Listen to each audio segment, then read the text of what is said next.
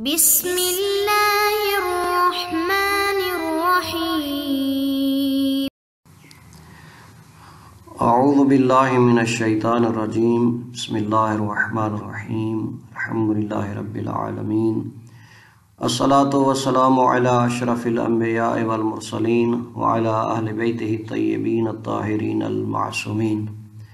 عزیز طلبہ السلام علیکم ورحمۃ اللہ وبرکاتہ۔ شرح لمحہ حصہ سیوم کتاب المتاجر درس نمبر 39 فرماتے ہیں وَلَوِنْ أَكَسَ الْفَرْضُ۔ بحث چل رہی تھی کہ اگر ایک ایسی چیز جس کا پہلے مشاہدہ کیا گیا ہو اور بعد میں اس کی بیع ہوئی ہو، لیکن جب دیکھا گیا تو اس میں مخالفت ظاہر ہوئی، تو انہوں نے فرمایا تھا تخیر المغبون، تو ان میں جو مغبون ہوگا بائع اور مشتری میں جو خسارے میں ہوگا اس کو خیار حاصل ہوگا۔ پھر فرمایا تھا کہ اگر وہ اختلاف کرتے ہیں تغیر میں تو مشتری کے قول کو مقدم کیا جائے گا۔ ایک صورت وہاں پر بیان کی تھی سابقہ درس میں کہ اگر مشتری کہتا ہے کہ اس میں کمی واقع ہوئی ہے اور بائع اس سے انکار کرتا تھا، اس صورت میں انہوں نے دلیلیں دی تھی کہ مشتری کے قول کو مقدم کیا جائے گا۔ اب اس کے برعکس ہے، یعنی اگر بائع دعویٰ کر رہا ہے کہ اس مبیع میں زیادتی واقع ہو چکی ہے اور مشتری اس کا انکار کر رہا ہے زیادتی کا، تو اس کا جو بحث ہوگی اب وہ ہم پڑھیں گے کہ اس میں اس کا حکم کیا ہے۔ خلاصۃ الدرس، درس کا خلاصہ فرماتے ہیں وَلَوِنْ أَكَسَ الْفَرْضُ بِأَنْ ادَّعَى الْبَائِعُ تَغَيُّرَهُ فِي جَانِبِ الزِّيَادَةِ وَأَنْكَرَ الْمُشْتَرِي۔ اگر معاملہ برعکس ہو، یعنی پہلے صورت مسئلہ یہ تھی کہ مشتری دعویٰ کرتا تھا تبدیلی کا کمی کی جانب میں اور بائع انکار کرتا تھا، اب اس کے برعکس ہے، یعنی بائع ادعا کر رہا ہے تبدیلی کا زیادتی کی جانب میں، یعنی کہتا ہے کہ اس چیز میں مبیع میں زیادتی واقع ہو چکی ہے اور مشتری اس سے انکار کر رہا ہے۔ تو یہاں پر شہید اول رحمۃ اللہ علیہ کی عبارت کو مد نظر رکھتے ہوئے شہید ثانی فرماتے ہیں کہ احتمال یہ ہے کہ یہاں پر بھی مشتری کے قول کو مقدم کیا جائے گا۔ فرماتے ہیں کیوں؟ لِأَصَالَةِ عدم التغیر، اصل عدم تغیر ہے، یعنی یہاں پر اصل عدم تغیر جاری کر کے مشتری کے قول کو مقدم کیا جائے گا۔ لیکن فرماتے ہیں کہ ظاہر یہ ہے کہ یہاں پر بائع کے قول کو مقدم کیا جائے گا۔ کیوں؟ کیونکہ پہلی صورت میں مشتری کے قول کو مقدم کیا گیا تھا، یعنی اگر مشتری دعویٰ کرتا تھا تبدیلی کا کہ اس چیز میں کمی واقع ہوئی ہے اور بائع انکار کر رہا تھا، تو اس صورت میں مشتری کے قول کو مقدم کیا گیا تھا۔ اب یہاں پر بھی مشتری کے قول کو مقدم اگر عبارت کے اطلاق کو دیکھا جائے تو، لیکن شہید ثانی فرماتے ہیں کہ یہاں پر ظاہر یہ ہے کہ بائع کے قول کو مقدم کیا جائے گا بعین ہی انہی دلیلوں کے ساتھ کہ وہاں پر جو مشتری کے لیے تھی، وہاں پر ہم نے مشتری کو منکر فرض کیا تھا اور بائع مدعی بنا تھا، کیونکہ بائع دعویٰ کرتا تھا کہ وہی وصف جو مشتری نے دیکھی تھی اسی پر یہ چیز موجود ہے اور اسی کا علم اس کو حاصل ہے، لہذا وہ اس کے علم کا دعویٰ کرتا تھا۔ تو وہاں پر چونکہ جس کا قول اصل کے مطابق ہو وہ منکر بنتا ہے اور خلاف اصل مدعی کا قول ہوتا ہے۔ اب بائع کا وہاں پر قول یہ تھا، ادعا یہ تھا کہ مشتری علم، یعنی مشتری کو علم حاصل ہے اس چیز کا، اور ہم کہتے ہیں کہ اصل عدم علم ہے اس یعنی صفت کا جو اب موجود ہے، تو وہاں پر ہم نے مشتری کے قول کو مقدم کیا تھا چونکہ وہ منکر تھا اور یمین کے ساتھ۔ دوسرا وہاں پر ایک اصل یہ جاری ہوئی تھی کہ جب مشتری کہتا ہے کہ اس چیز میں کمی واقع ہو چکی ہے، اب آیا جب مبیع اس کے پاس ہے تو آیا اس کا حق اس تک پہنچا ہے یا نہیں پہنچا؟ اب جب یہ کہتا ہے کہ وہ چیز ہے ہی نہیں، اس میں کمی واقع ہے، تو اصل یہ ہے کہ اس کا حق اس تک نہیں پہنچا ہے۔ یہاں پر دوسری اصل یہ جاری ہوئی تھی، اور تیسری اصل یہ تھی کہ جب اس کا حق اس تک نہیں پہنچا ہے مشتری کا، آیا اس کی ثمن کی ملکیت وہ منتقل ہو چکی ہے بائع کی طرف؟ تو وہاں پر بھی ہم نے کہا تھا کہ اصل عدم انتقال ملک ثمن ہے، تو یہی بیانی یہی دلیلیں آپ بائے کے لیے آئیں گی، یعنی یہاں پر بائے منکر بنے گا اور مشتری مدعی بنے گا۔ یعنی مشتری کہتا ہے، فرض کریں کہ جی بائے کو وہ وصف جو اس وقت جب ہم نے مشاہدہ کیا تھا وہ اس وصف یعنی وہی وصف اب بھی موجود ہے اور اس کا بائے کو علم تھا، یعنی گویا کہ مدعی بائے کے علم کا دعویٰ کر رہا ہے مشتری، اور بائے جو ہے وہ اس سے انکار کر رہا ہے، اور اصل عدم علم ہے چونکہ علم حادث ہے اور حدوث یعنی اصل عدم حدوث علم ہے۔ تو یہاں پر ہم کہیں گے کہ جی مشتری جو ہے وہ مدعی بن رہا ہے اور بائے منکر بن رہا ہے، لہذا یہاں پر بائے کے قول کو مقدم کیجیے۔ دوسرا، جب بائے کہتا ہے کہ میری مبیع میں زیادتی واقع ہو چکی ہے، اب جو مشتری نے اس کو سمن دی ہے، اب آیا اس کا حق اس تک پہنچا ہے یا نہیں؟ اب مشتری نے تو اس یعنی مبیع کے اعتبار سے دیا ہے جو وہ فرض کرتا ہے کہ یہ میری اس طرح نہیں ہے بلکہ اس میں زیادتی ہے، تو ہم یہاں پر بھی اصل عدم وصول حق کو جاری کریں گے۔ اور تیسرا، جب اصل عدم وصول حق ہے، اس کا حق اس تک نہیں پہنچا ہے، تو آیا اس کی مبیع کی ملکیت مشتری کی طرف منتقل ہوئی ہے یا نہیں؟ تو ہم کہیں گے کہ اصل عدم انتقال ملک ہے، تو لہٰذا یہاں پر بائع کے قول کو ہی مقدم کیا جائے گا۔ دوسرا مسئلہ یہاں پر یہ ہے کہ اگر اتفاق کرتے ہیں تبدیلی پر، بائع بھی مانتا ہے کہ اس میں تبدیلی واقع ہو چکی ہے، مشتری بھی کہتا ہے کہ تبدیلی واقع ہو چکی ہے۔ مثلا فرض کریں اگر مشتری کہتا ہے کہ اس میں کمی واقع ہو چکی ہے تو بائع کہتا ہے ہاں ٹھیک ہے اس میں کمی واقع ہو چکی ہے، یعنی گویا کہ اس میں تبدیلی واقع ہوئی ہے۔ اب مشتری کہتا ہے کہ یہ تبدیلی اس مشاہدے کے بعد ہوئی ہے اور بائع سے پہلے ہوئی ہے، لیکن بائع کہتا ہے کہ نہیں یہ تبدیلی آپ کی بائع کے بعد واقع ہوئی ہے، لہٰذا جب یہ چیز آپ کے پاس پہنچ چکی ہے تو اب یہ آپ کی ملکیت سے ہی مثلا کم ہوئی ہے۔ اور ادھر سے جانب زیادتی میں بائع کہتا ہے کہ اس میں زیادتی واقع ہوئی ہے، مشتری تسلیم کرتا ہے، کہتا ہے ہاں اس میں زیادتی واقع ہوئی ہے، لیکن بائع کہتا ہے کہ یہ زیادتی بائع سے پہلے واقع ہوئی ہے، لیکن مشتری کہتا ہے نہیں یہ زیادتی بائع کے واقع ہونے کے بعد واقع ہوئی ہے، لہٰذا یہ زیادتی جب میری ملکیت میں چیز آ چکی تھی تو میرے مثلا حق میں جائے گی، اب یہ میرے مال میں اضافہ ہوا ہے نہ کہ بائع سے پہلے ہوئی ہے۔ اب کہتے ہیں اگر اختلاف کرتے ہوں تقدم اور تاخر میں لیکن تغیر پر اتفاق کرتے ہوں، فَإِنْ شَاهِدَتِ الْقَرَائِنِ، اگر کوئی قرائن موجود ہیں حُکِمَ بِهِ، تو پھر وہ انہیں قرائن کے مطابق ہی حکم لگایا جائے گا۔ لیکن اگر قرائن موجود نہیں ہیں تو پھر فرماتے ہیں کہ اس میں دونوں واجب پائی جائیں گی۔ اگر یعنی احتمال ہے دونوں امروں کا تو فالوجہان، پھر دونوں واجب ہیں۔ کون سی واجب؟ وہی جو پہلے ابھی ذکر کر چکے ہیں کہ یا اس میں بائع کے قول کو مقدم کیا جائے گا یا مشتری کے قول کو مقدم کیا جائے گا۔ ایک فرض کی بنیاد پر مشتری کے قول کو مقدم کیا جائے گا، جیسا کہ پہلے خود تغیر میں اختلاف تھا تو وہی بیانی یہاں پر بھی ہوگا، یا دوسرے فرض میں بائع کے قول کو مقدم کیا۔ وَلَوْ إِنْ عَكَسَ الْفَرْضُ بِأَنْ ادَّعَى الْبَائِعُ تَغَيُّرَهُ فِي جَانِبِ الزِّيَادَةِ وَأَنْكَرَ الْمُشْتَرِي، کہتے ہیں اگر فرض برعکس ہو پہلی صورت کے، پہلی صورت یہ تھی کہ مشتری کمی کی تبدیلی کا دعویٰ کر رہا تھا اور بائع انکار کر رہا تھا، اب یہاں فرض یہ ہے کہ بِأَنْ ادَّعَى الْبَائِعُ تَغَيُّرَهُ فِي جَانِبِ الزِّيَادَةِ،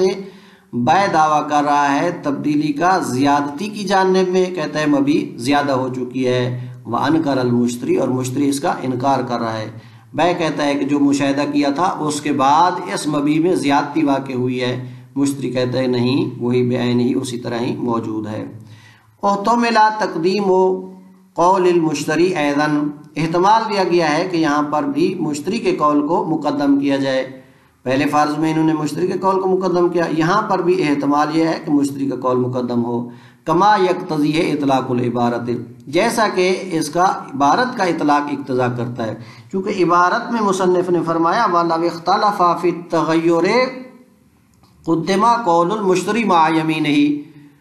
یعنی اگر اختلاف کرتے ہیں تبدیلی میں تو مقدم کیا جائے گا مشتری کے قول کو اس کی یمین کے ساتھ۔ تو اب یہاں پر کوئی قید نہیں لگائی ہے کہ مثلا کس صورت میں مشتری کے قول کو مقدم کیا، یعنی دونوں صورتوں میں جب بھی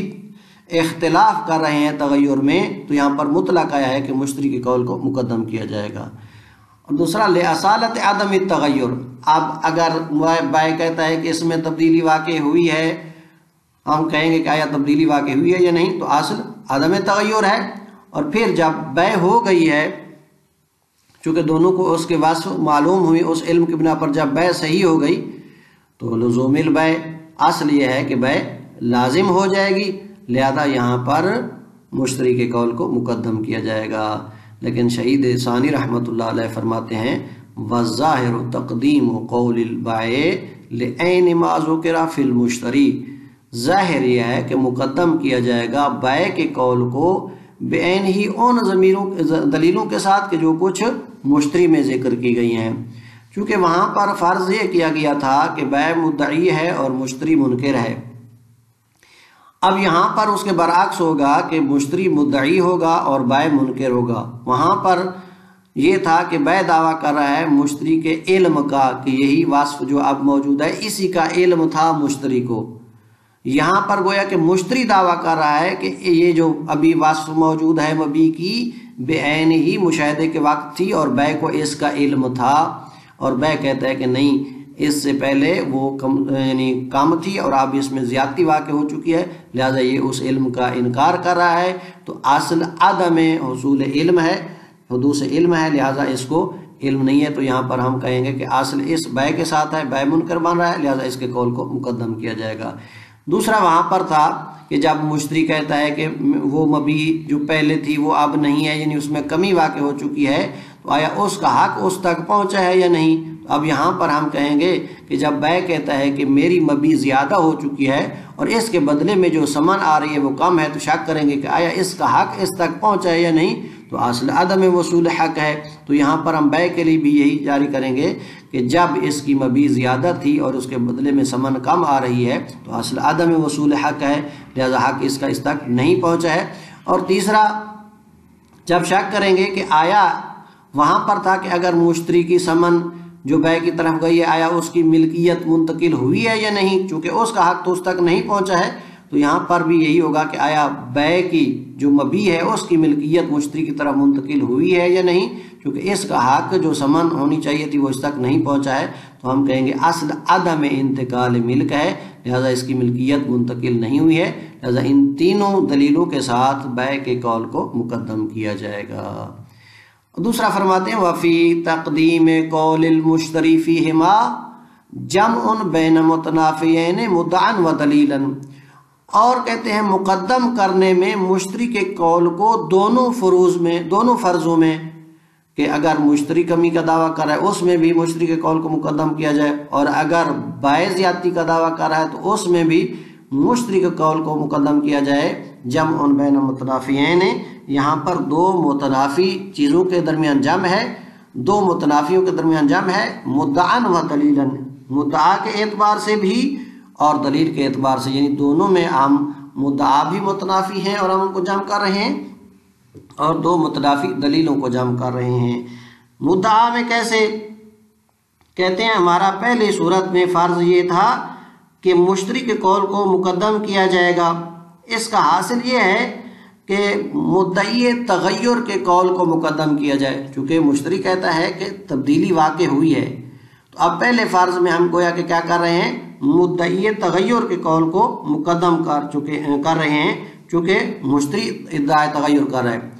لیکن دوسرے فرض میں ہم کہتے ہیں جی کہ بائع مدعی تغیر ہے اور مشتری منکر تغیر ہے، تو دوسرے فرض میں ہم کیا کر رہے ہیں، منکر تغیر کے قول کو مقدم کر رہے ہیں، چونکہ مشتری کہتا ہے تبدیلی واقع نہیں ہوئی ہے اور ہم بھی کہتے ہیں تبدیلی واقع نہیں ہوئی، تو لہٰذا مدعا میں تنافی ہے۔ ایک صورت میں ہم مدعی تغیر کے قول کو مقدم کر رہے ہیں اور دوسری صورت میں ہم منکر تغیر کے قول کو کیا کر رہے ہیں، مقدم کر رہے ہیں۔ تو یہ ہے مدعا کے اعتبار سے تنافی اور دلیلوں کے اعتبار سے تنافی۔ ہم پہلی صورت میں کہتے ہیں کہ اصل تغیر ہے، وجود تغیر ہے، حصول تغیر ہے، کیونکہ ادھر سے ہم مشتری کے قول کو مقدم کر رہے تھے، ہم کہتے تھے تبدیلی زیادہ واقع ہو چکی ہے، اور دوسری صورت میں ہم کہتے ہیں کہ اصل عدم تغیر ہے، یعنی جب بائع دعویٰ کر رہا ہے کہ یہاں پر تبدیلی واقع ہوئی ہے اور ہم کہتے ہیں اصل عدم تغیر ہے، تو اس دلیل میں بھی ہم کیا ہے تناقض، ایک میں ہم اصل عدم تغیر کے قائل ہو رہے ہیں، اور پہلے فرض میں ہم اصل تغیر کے قائل ہو رہے ہیں کہ حصول تغیر اس میں تبدیلی واقع ہو چکی ہے۔ تو باقی دلیلوں میں بھی اسی طرح جو باقی دو دلیلیں تھیں، اصل عدم وصول حق اور اصل عدم انتقال ملکیت، تو دونوں میں یہ معاملہ کیا آ جائے گا، برعکس ہو جائے گا اگر ہم دونوں میں مشتری کے قول کو مقدم کرتے ہیں۔ اب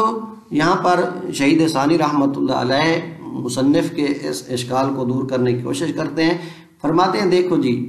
والمشہور فی کلامہم هو القسم الاول، جو علماء کی کلام میں مشہور ہے وہ صرف پہلی قسم ہے، یعنی جب وہ مشتری تغیر کا دعویٰ کر رہا ہو کمی کا، صرف اس کا ذکر کرتے ہیں، اور وہی صورت مسئلہ جو ہے نا وہ مشہور ہے۔ تو ممکن ہے مصنف نے بھی صرف اسی کو مد نظر رکھتے ہوئے اپنی عبارت کو مطلق ذکر کیا ہو۔ پس والمشہور فی کلامہم هو القسم الاول، اور جو مشہور ہے علماء فقہا کی کلام میں وہ صرف پہلی صورت ہے، پہلی قسم ہے۔ فلذا اطلق المصنف ہونا، اور اسی وجہ سے مصنف نے اس بات کو مطلق چھوڑا ہے اور فرمایا ہے وَلَوْ اخْتَلَفَ فِي التَّغَيُّرِ قُدِّمَ قَوْلُ الْمُشْتَرِي مَعَ يَمِينِهِ، لہذا مصنف کے مد نظر صرف پہلی قسم تھی، لیکن شہید ثانی اس کو رد فرماتے ہیں یہ مصنف کا پہلے یہ جو خیار کا ذکر کیا ہے کہ فَإِنْ ظَهَرَ الْمُخَالِفَةُ تَخَيَّرَ الْمَغْبُونَ، یہ یعنی مغبون کو عام ذکر کیا ہے، یعنی اس میں منہما کا ذکر کر کے، یعنی بائع اور مشتری دونوں کے لیے یہ خیار کو جب ذکر کیا ہے، اور اس کے فوراً بعد بغیر کسی قید کے اس عبارت کا عطف کیا ہے وَلَوْ اخْتَلَفَا والی، تو اس کا مطلب ہے جیسے وہاں پر عموم تھا یعنی مغبون میں خیار میں، تو یہاں پر بھی وہی عموم ہے، ورنہ اس کو مقید کرتے یعنی کہ مشتری کے ادعا کے ساتھ۔ تو بس اس کا مطلق ذکر کرنا اور مقید نہ کرنا اس چیز کی دلیل ہے کہ انہوں نے فوراً اس مغبون منہما کے بعد جو عطف کیا ہے تو مراد مصنف کی دونوں صورتیں ہیں، لہذا یہ اشکال اس بات سے دور نہیں ہوتا ہے۔ پس پہلی قسم کے مشہور ہونے کی وجہ سے فلذا اطلق المصنف ہونا، یہاں پر بھی مصنف نے مطلق چھوڑا ہے، لیکن نافرہ تعمیمہ، لیکن فرماتے ہیں یہ تعمیم جو ہے اس کو منافرت رکھتی ہے، جو مصنف نے خیار کی تعمیم ذکر کیا ہے للمغبون منہما، ان میں سے دونوں میں سے مغبون کے لیے، قبلہ اس سے پہلے، وعطفہ علیہ مطلقاً، اور پھر مطلقاً اس کے اوپر جو عطف کیا ہے، یہ بات اس پہلی یعنی بات کہ صرف مصنف نے پہلی قسم کو ذکر کیا ہو اس کے ساتھ منافرت رکھتی ہے۔ وصلی اللہ علی محمد وآلہ الاطہار۔